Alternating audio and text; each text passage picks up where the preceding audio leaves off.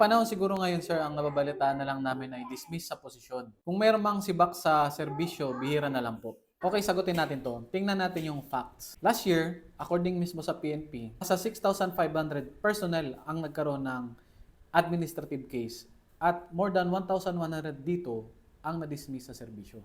Hindi nga lang to agaran kasi may tinatawag na due process. May mga karapatan yung mga pinagbibintangan o yung mga nagkakasala. Kapag hindi nga nasunod ang due process, maaaring ma-exonerate o mapawalang bisa yung penalty na naibigay sa isang tao.